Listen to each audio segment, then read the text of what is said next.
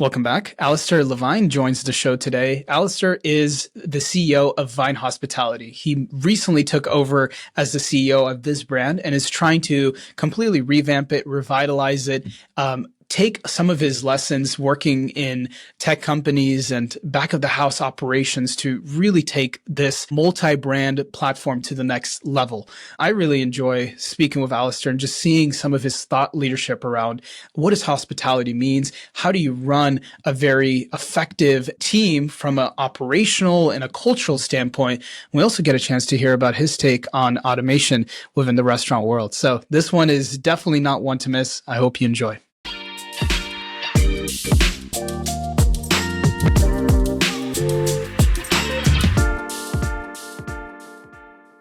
Alistair, welcome to the show. How are you doing today? I'm doing well. It's a little gloomy outside, but such is life in NorCal right now. Yeah, absolutely. I just came back from Southern California, got a chance to escape for 3 to 4 days, and now we're back. But super excited to have you on the show. I think I ran into you on LinkedIn, actually, one of your posts, and you seem like a very meticulous and very outspoken person. And I really just wanted to get your perspective on the industry and also hear how it seems that recently you've been back into the game. You want to tell our audience a little bit about yourself? How did you get into the food industry, and what are you currently working on? Yeah. Thank you. Excited to be on. I think for me, we have 9 restaurants in the San Francisco Bay Area. I took over as CEO at the end of October last year and are focused on, really rebuilding the group into something more innovative, exciting, so that we can enable future growth of the group. Previously to that, I worked for companies called Fine Solutions and then Kitchen Sink, which are sort of outsourced back office companies in the restaurant space. So sort of a hybrid company approach between restaurant tech and service. So we did, outsourced bookkeeping and HR and all of, as I sort of refer to them, all the nasty bits that most Right. restaurant operators really don't want to spend a ton of time doing because they're not like, oh, it sounds awesome dealing with HR compliance issues today. That's not something most people enjoy, right? So I think for us, it allowed me to have an incredibly diverse view of the industry. And I tend to, read and learn a lot. A huge passion of mine is just sort of consuming information and then synthesizing it. But, ultimately ended up in the industry because my family started restaurants 30 years ago and have operated restaurants for 30 plus years. And so, you kind of forget how much you learn via osmosis of like, hey, what's the dinner table discussion or what's going on? And I think to me, there's sort of a beauty in the fact that for a long time, I didn't work in the industry. We can so often, and this is true for every industry, we can so often sort of end up well, we've always done it that way, or, oh, this is the way that we think about it. And I think that this industry oftentimes ends up with sort of blinders on where there's so much chaos, there's so much to be done on a daily basis that it's not always easy to pull our heads up and look around and see what's happening with retail. They underwent a digital transformation 15, 20 years ago. What can we learn from that? How do we bring some of those learnings back to our industry, et cetera? So, I think that's very much my focus is how do I synthesize information I learned working in other industries, still experientially driven industries, but how do I take some of that stuff, bring it back to restaurants, ultimately to serve as a competitive advantage and, hopefully slingshot us kind of up into great future growth.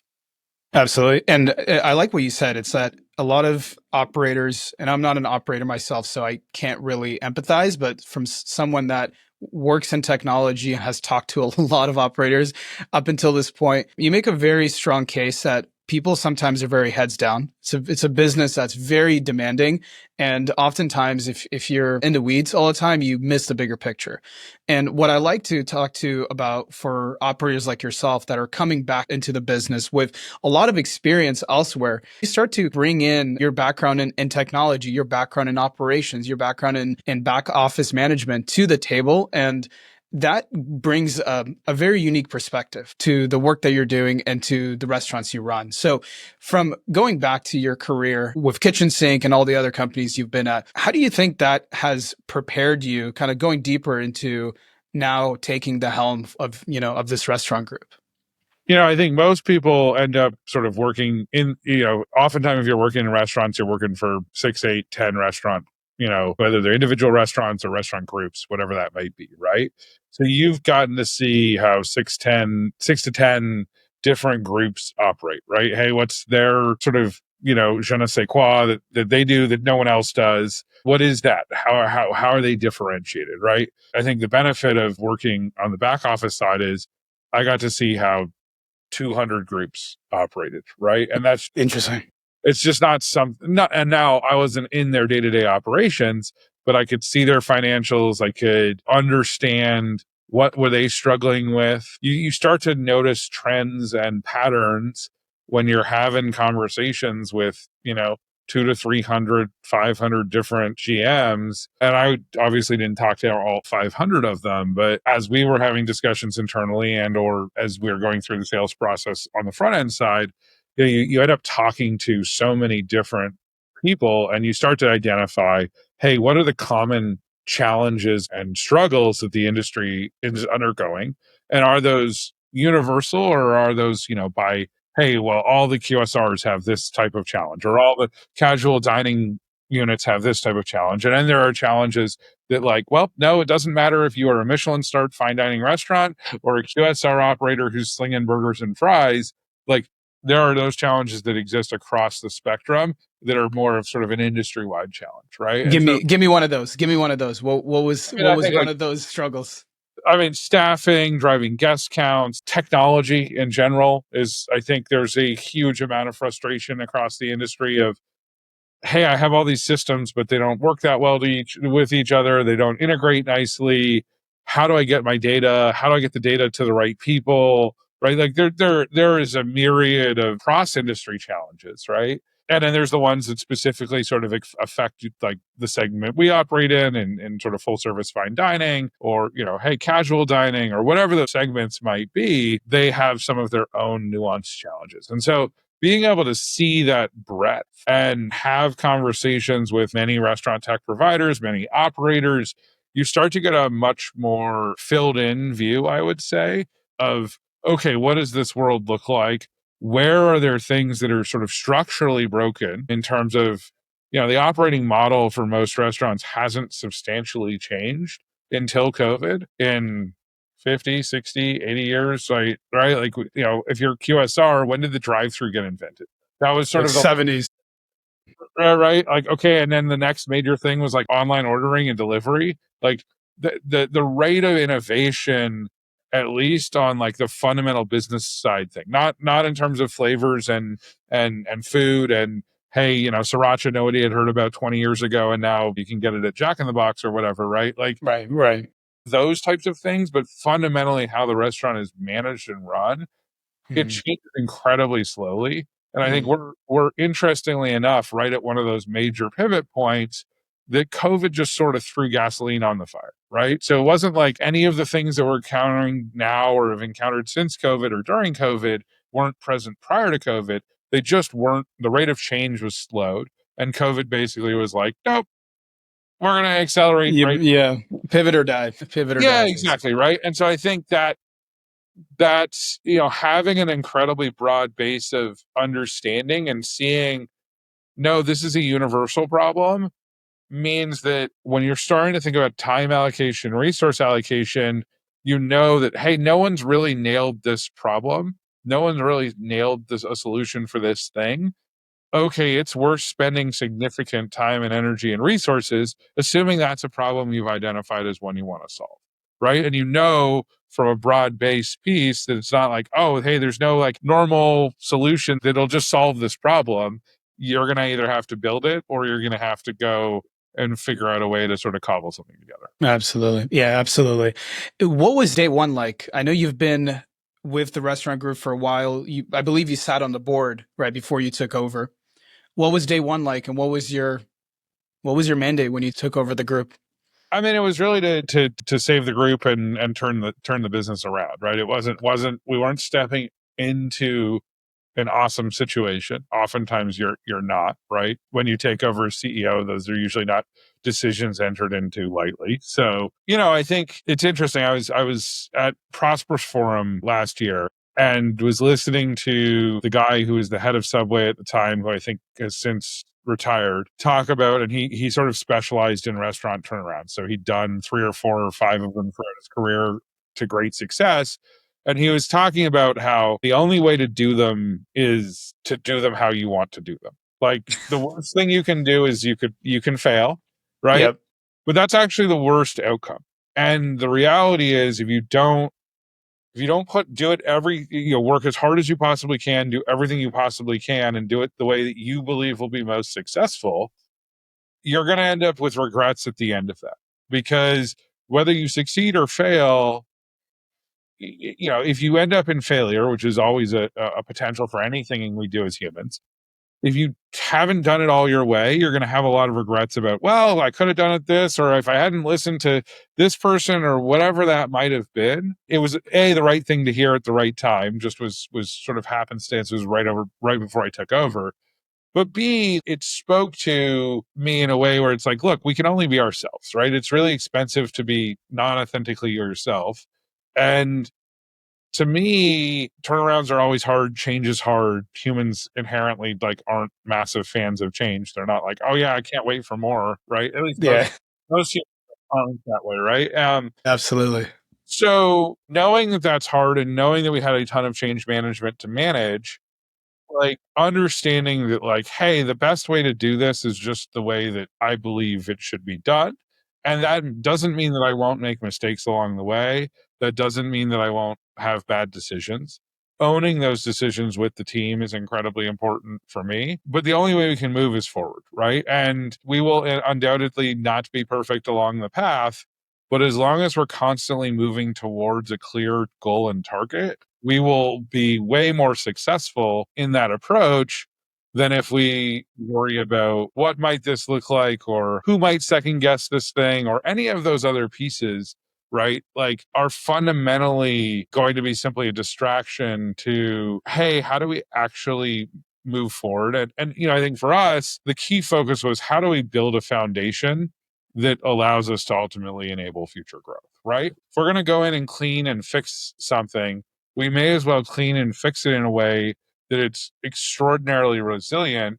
So we've sort of laid that cornerstone, laid that foundation, so that as we get things clicking and growth opportunities come our way, we are well positioned to capture those growth opportunities.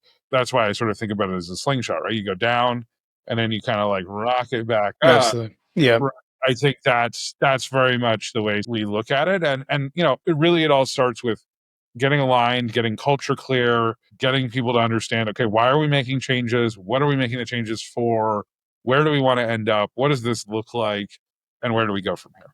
Yeah. We talked a lot last time we spoke about the culture element of it, right? Like this is a people business, and the people that you work with at your restaurants are almost as important, I believe, as important as the guests that you're serving. So on the culture piece and on the operation side of things, what was something that, whether it was a conversation you had, and if you're okay with sharing it, or maybe a strategy that you implemented to align the culture element across the brand? Did you do anything specific there, or I did you mean, have to let some people go? What was that I mean, process like? we unfortunately had to let some people go, but I think the reality is nobody shows up, in my belief, very few people show up wanting to do a bad job daily, right? As leaders, oftentimes we fail our people by not clearly outlining for them what a good or great job looks like, and then Right. how do they get there, right? We oftentimes are like, well, everybody knows exactly where we're going, and I've already told everybody once or twice exactly what the plan is, right? The reality is, if something really matters to you, you've got to reinforce it all the time. It's not a, hey, we had this conversation once. They may not care about that thing as much as I care about that thing, because they may not see that, hey, 3 years down the road, if we do these three things, all of a sudden we're going to have this incredible transformation, right? And that people want to be led, but they don't want stuff done to them. They want to do stuff with them, right? So there's Right. an element of enroll, hey, I need you to tell me what the plan's going to look like. I want to be able to at least provide a little bit of feedback on that way. And then we're all going to get on the bus and get rolling in that direction, right? So the first real step to me is where do you want to go? Right. And that can change over time. but shouldn't change that often because otherwise you'll confuse the team. But then the second piece of that, and I think this is the part that's, I would say, just a perpetual work in progress, is getting the team enrolled into, hey, here's where we want to go. Here's why we want to go there. Here's how we align interests across the organization, right? Because I think it's really easy to just be like, well, of course they should care about being wildly profitable at the restaurant level. Well, why? Yeah, they should. I agree. Like, I would be awesome if everybody was just like all day thinking about how do we make this thing as profitable as possible. But we've got to sort of show them what's in it for them. Why does that ultimately Exactly. benefit them? And how do we create a cohesive alignment between all stakeholders? Because to me, it's not just simply our employees, our customers, it's also investors and suppliers. Ultimately, the more clear we are about where we want to go, the easier it is for people to choose, do I want to be on that train or that bus, or do I not? And whether they want to or not is totally okay, right? That doesn't make them a bad person or a good person. It just, look, some people want to be on this path and other people don't. And I think I look at like a Lettuce Entertain You or a Boca Restaurant Group. I think they've both been incredibly successful, Union Square Hospitality as well, at building these cultures, high accountability, high Yeah. buy-in, but they've done it in a way where they've aligned incentivization around, hey, if the ownership and investment team absolutely crushes and wins, the chef partner or the partner in the business, who oftentimes was previously the director of ops, the GM, or maybe even started just as a food runner or a bartender or line cook or whatever it might be, it gives the ability to have a career rather than just simply a job, and creates this extra level of ownership and accountability that is transformative for the best performing organizations. But at the same time, they're also building a robust amount of process and systems to set those people up for success by clearly defining, hey, you're here today. You want to be over here tomorrow. Here's 3 or 4 or 5 things we need you to do that's going to ultimately make you a better leader and a better partner in the business. We need you to be sort of clicking through those signposts, guardrails, whatever you want to sort of think of them as, on that journey. And they're providing a fair amount of support and documentation and process so that it is really clear. And then those who embrace those opportunities get to grab the ball and run with it. There's a time, sure, they have some people, ideally probably even some before they ever onboard them, who just aren't a fit for the culture that they've built. And so just never even end up taking a job there because they're not willing to do the things that that culture requires, right? And the more that you can have it be peer level driven as opposed to management level driven, the more powerful and impactful it's going to be, right? When coworkers are holding coworkers accountable, hey man, that's not how we do that. No, that's not how we bus a table. No, that plate doesn't look good enough for our guests, right? The more you can build that culture of that excellence and that true hospitality in the thing and incentivize that culture, the easier those restaurants are to run, the more successful they are, because you no longer have a manager that needs to sit there and try and watch 30 to 50 people and tell them every single one, hey, don't do it this way or do it that way. You now have a team that's working in that way. On that point, do you think it's easier to create that engine, for lack of better words, this engine of accountability and high performance and strong culture in a fine dining and a casual dining environment versus something like a FSR or QSR? No, I mean, I think there are more people who are more interested in potentially doing that within sort of fine dining, Right. even beyond where we're at, right? If you look at like, I was just on the Unreasonable Hospitality Conference last week in Nashville. Like Nice. Will and the EMP team obviously would like fully exemplify a lot of what we're talking about, Absolutely.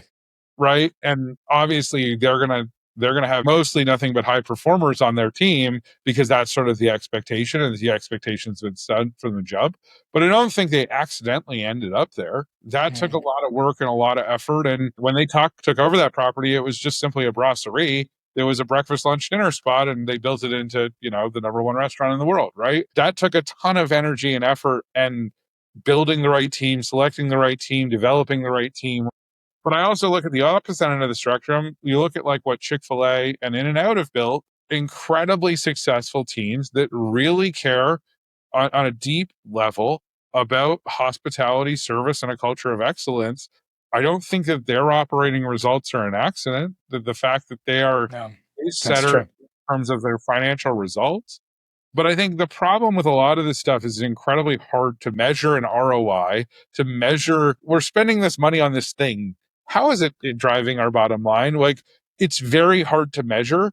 And there's the classic you measure what matters. But I think that there's a bunch of stuff that we cannot measure as an industry that still really, really matters, which is like how are we making guests feel? What's the experience we're providing? Sure, we can run some surveys and hope to get some feedback from guests that might give us some idea of that, but there's a lot that's not easy to measure there. And I would argue the same's true for back of the house, right? A part of the reason that front of the house gets so much more attention than back of the house is a lot of the stuff, hey, sales per hour per server, all of those like efficiency metrics are relatively easy to generate. Hey, what is your attach rate on alcohol sales? What is your total number of items sold, right? Like there's a whole ability to measure a lot of performance metrics for servers in front of the house team members. What's a great line cook look like? What are the metrics or KPIs we should be thinking about for what a world-class line cook looks like, or a dishwasher, or a prep cook, right? I think we oftentimes know who those people are. Oh, that's my number one line cook. That's the best prep guy. Yeah, right. He can Yeah. chew through an entire case of onions like you wouldn't believe, right? Or whatever Right. those things might be, but we lack a lot of metrics to measure what success looks like for those people, which means that oftentimes we forget that we need to incentivize and encourage them as well. And I think it's why there's just such this gaping chasm in so many restaurants between front of house and back of the house is front of house metrics are really easy to measure. We've spent a lot of time figuring out how to measure them. We've spent a lot less time figuring out how to measure back of the house metrics. And then the sort of overall hospitality metric is one that's really hard to measure for us as an industry. Again, I think these are all problems that are going to be solved. Technology will certainly play a role, but I don't think that they're not like, oh man, here's the answer tomorrow, like we're done, right? Like they're hard problems to solve is partially why they haven't been solved yet. On the hospitality piece, if you don't mind, I'm going to read a small excerpt from your tweet or your LinkedIn post.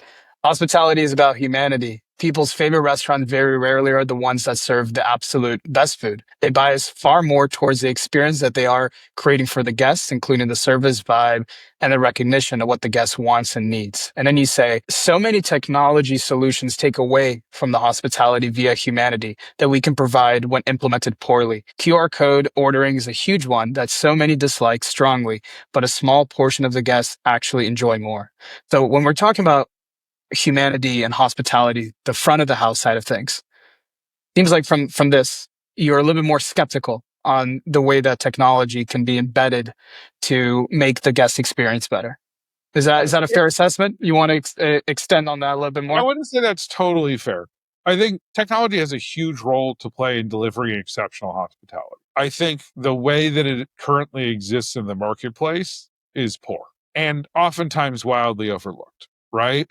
It can provide exceptional, I think AI is going to be hugely transformative on this side where, hey, if I have an AI agent that goes and grabs information on my guests, sounds kind of creepy, right? Hey, like, no, Steve Smith is coming in for dinner tonight. The more I can learn about Steve, the better an experience I can provide. And the more that I can distill that data down into one or two or three key nuggets for the server, who's ultimately got 8 tables, ideally 2 to 3 turns a night. They're seeing 24 to 30 tables a night. How do we set them up to provide that memorable experience? We've all heard the sort of EMP stories around, oh my God, somebody mentioned they hadn't had a hot dog yet and they ran and grabbed the hot dog and played it up. And Yes, yes, yes. that ultimately, that table, I'm sure, has a memory of that hot dog more so than any of the other 12 to 16 courses at EMP that they had, of which I'm sure all of them are fantastic. For me, that's where humanity and technology have a room to overlap, right? Is, hey, what's your birthday? what are your kids' birthdays, right? Like, where did you graduate school from? Like, what, do you have allergies? Do you have preferences on like what type of wine you like to drink, right? The more that we can be incredibly hospitable and provide these exceptional experiences, the more growth we're going to have around that. Because again, like to me, the food is a critical portion, but you have to have everything in balance. The two most memorable experiences that anyone has from any experience, and this has all been studied, is what's the best or worst portion of the experience and what's the end of the experience. Those are the two data points we remember as humans. We don't That's actually true. remember as much as we think we do, right? So if there's an awesome experience it had, and then the server like tells you your steak's overcooked, or you're wrong about how your steak's cooked, when you say, hey, this is medium rare and you wanted medium or whatever the answer might be, and they're like, no, that's actually cooked medium, like you're just wrong, like that's what they're going to remember. Do you think they're going to come back? Absolutely not, right? Now, hey, if we could know that, hey, frequently you order your steak medium rare and what you actually want is a medium steak, well, then that's the perfect note. This is where technology should be able to provide that, where if we had guest notes in a system that worked exceptionally well, that integrated with point of sale or order management system, now when that order gets placed, it automatically gets bumped, knowing that, Steve Smith is in seat number one, and it's now a medium cooking instruction on your KDS or however you're communicating that to your kitchen, and the guest is gonna not be any the wiser, but they're gonna get exactly what they wanted, even if that's what they wanted wasn't exactly what they said. And the same is true for our employees. Like, you think about how hard technology is to use for so many of our employees, because it's, hey, well, some information's here and some's here, and you're playing this lovely game of whack-a-mole to try and figure out how to do your job. That's to me where technology fails. And if we look at like how easy a Shopify store is to set up, or how easy it is to order something on Amazon, and then they shoot you some like little suggestions about, hey, we think you'd love blah, blah, blah, blah, blah, blah, blah, whatever that might be, they're doing a better job of hospitality on those things than we are as an industry. And we're in the hospitality industry. That's the part I think more what my post was about is, look, we've got to reorient what problem are we solving for, so that we don't spend a lot of time solving for a problem that doesn't actually lead to a business outcome as an operator that's going to materially move the needle for me, right? If I'm spending money on technology, what is the problem I'm solving? And how are we making things better for my team, for my guests, for any of the stakeholders, right? If we're not solving an actual problem, we're just adding more noise to the overall experience, and likely one more distraction that actually will impede the team's ability to get the job done successfully. Absolutely. And there's a lot of takeaways for me and what we do. I think that in the name of trying to create cool technology, we get distracted about who we're serving and what's important to them, right? You take this new technology, you just want to fit it into any sort of puzzle. But oftentimes it requires a lot more focus. It requires actually understanding what hospitality means and, bringing that element into the product and just thinking about it at every step of the way. If I could download your brain and put it into my large language model prompt, I think it would do a lot better than what it currently does. But there's a lot there that we can unpack. And I'd love to have you on maybe in a year from now to kind of to see how you've been, track to see how you followed through with some of your initiatives. I wish you all the best in your new journey, and yeah, continue putting out amazing content out into the world, because I think it's very powerful. I think a lot of people can learn a thing or two. So thank you so much, Alistair, for joining us, and we'll definitely be chatting soon. Thanks so much, Daniel. You take care. Bye. Cheers.